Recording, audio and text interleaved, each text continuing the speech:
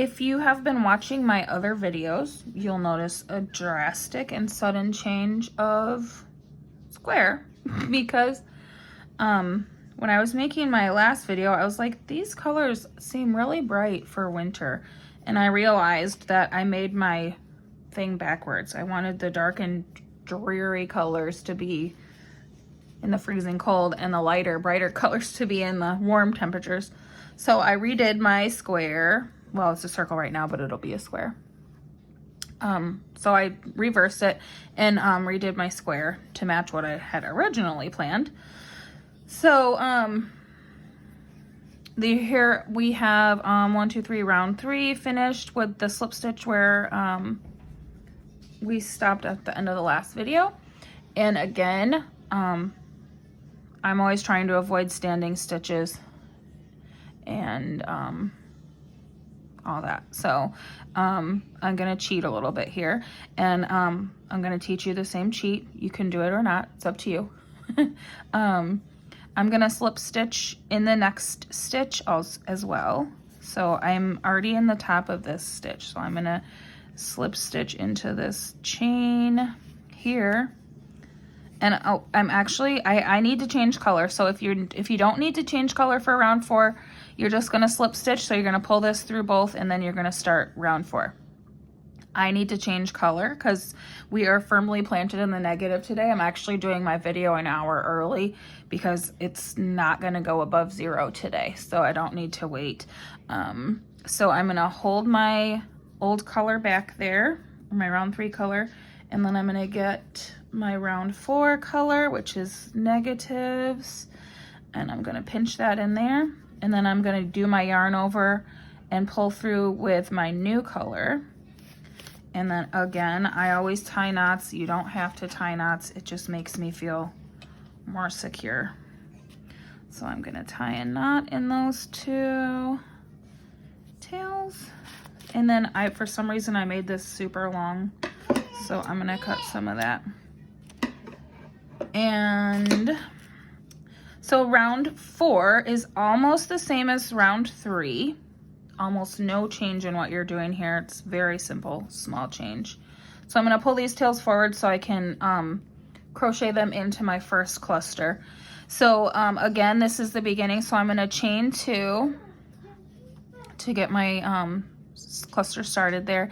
And then I am actually going to be doing these. We had clusters of 4, remember, and round 4 we're gonna do clusters of 5. So I'm just gonna do, I already did technically, the way I'm doing it, I already did 1 here. So I'm going to do my partial double crochets, leaving 1 loop on my hook for each, and I'm gonna do 4 of them because this is my 5th one for this first cluster.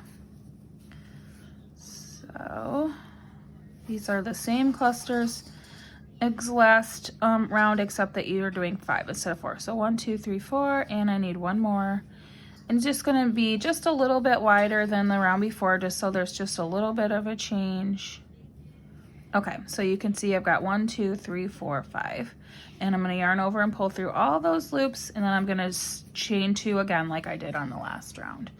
And then I'm gonna put these in the back again, my tails, and I'm gonna sew them in later. So I'll do a couple more. This one obviously was a little bit different because of our chain 2. So for the next one, we're gonna actually do 5 double crochets.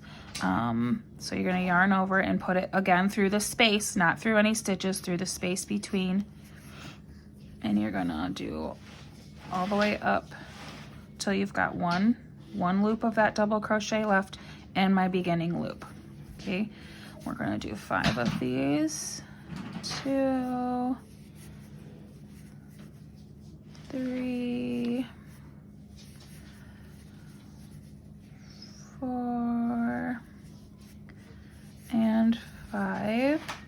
So all the way around we should have our 1, 2, 3, 4, 5 double crochets on our hook and our starting loop. Okay, and then you're going to yarn over and pull through all 6 of those, chain 1 to close, and chain 1 for a space between. Okay, so, and you can see that just a little bit wider than the one on the round before.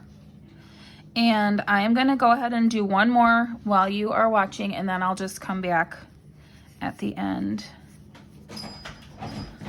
1, 2, 3, 4, 5. Okay, I've got 6 on my hook. I'm gonna go through all 6, and then I'm gonna chain 2. I'm getting a little knot. You can see I'll untangle that off camera so you don't have to watch. And you can see that's just a little bit wider. If you don't like it a little bit wider, it is what I did on this one, and so it kind of squishes together in here at the end.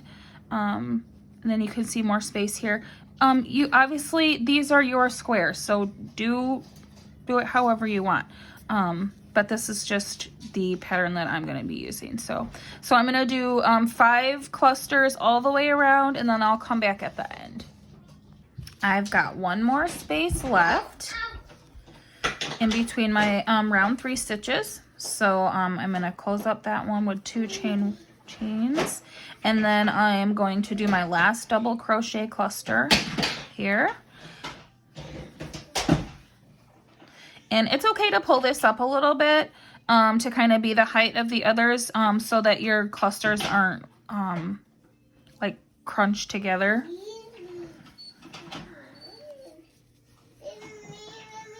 Two,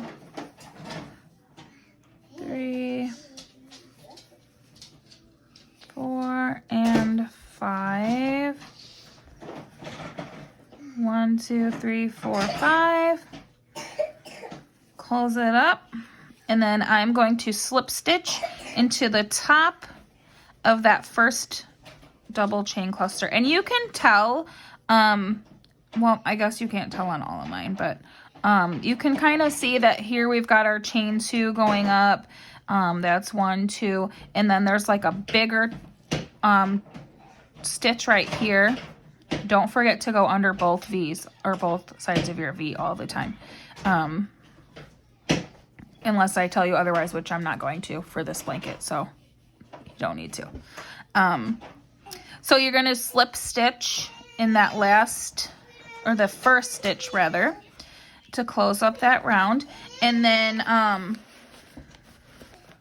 by the way, I love these colors now that I had to realize they look more wintry for sure. But, so tomorrow we're actually going to start turning this into a square.